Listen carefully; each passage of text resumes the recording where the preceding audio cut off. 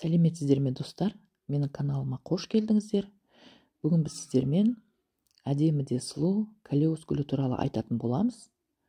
Бұл калеус гүлі күнді және суды жақсы көретін гүл. Дегенмен де жазғы уақытта күннің көзі тік түсетін терезеден сақтануымыз керек. Өйткені күн бұл гүлдің жапырақтарын күйдіріп жібереді.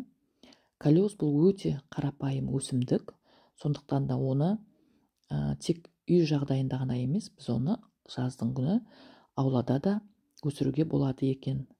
Бұл гүлдің түстері әртүрлі, алуан түрлі болады.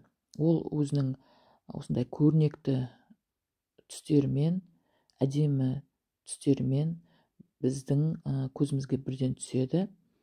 Калеус күтімді өте қажет етпейтін гүл.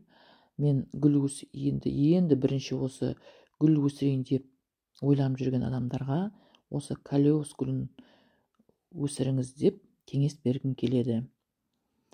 Гүлге жақсы жарық пен су берсеңіздер болғаны, ол өзінің әдемілігімен сіздерді қуантып отырады.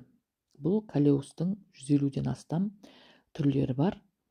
Түрлері өте көп. Сондай көздің жауын алады, өздеріңіз көріп тұрғандарыңыздай. Ал егерде бұл калеусты біз көлеңкелеу жерге қоятын болсақ, ол өзінің осындай әдемі де сұлу түстерін жоғалтатын болады. Сондықтан да біз калеусты жарық жерге қоюымыз керек. Бұл өсімдікті көпшілігі қалақай деп те атайды. Табиғи жағдайында Азия мен Африка ормандарында өседі.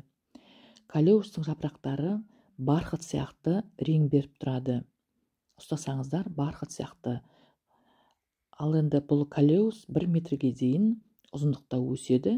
Ал кейбір калеустың сорттарына қарай жапырақтары өте үлкен алақанға салып өлшеуге болады. Калеус гүлін жаңа айттым, гүл өсірушілер оп-оңай қиындықсыз өсіре алады. Калеус отырғызылған горшокты біз осылай күнге қарай күніне бұрып қоюымыз керек екен. Ал егерде ол горшок бір жерде тұра беретін болса, ол кезде бұлар бір қапталындағы түстерін ғана өзгертіп, ал көлеңке бетке өскен түсін солай қалпы қала береді екен. Сондықтан да және де бір тегіс өсу үшін де біз горшогын солай айналдырып тұруымыз керек. Басқа гүлдер сияқты бұл калеусты да біз жазда 1-2 рет сұйық тыңайтқыштар беріп отыруымыз керек бұл калеусқа.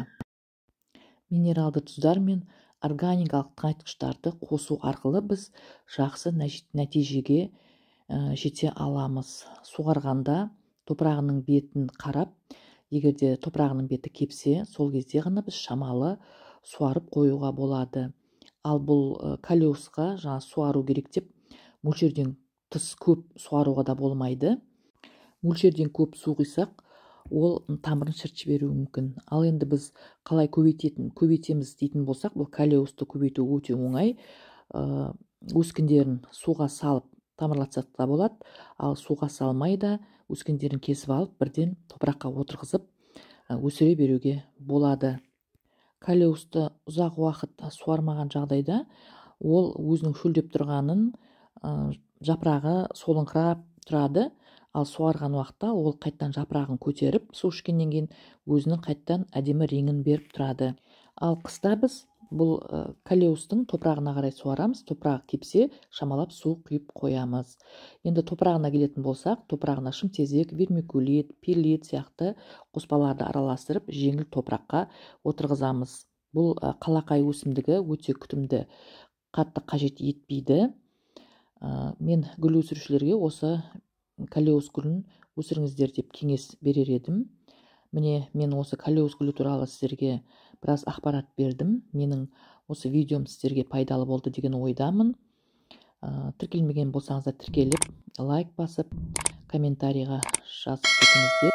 Менің каналымнан сіздер гүлдер туралы ақпараттар ала аласыздар. Гүлдердің күтімі, суарылуы, зиянкестері, қандай топыраққа отырғызуға болады гүлдері, сол туралы ақпарат ала аласыздар.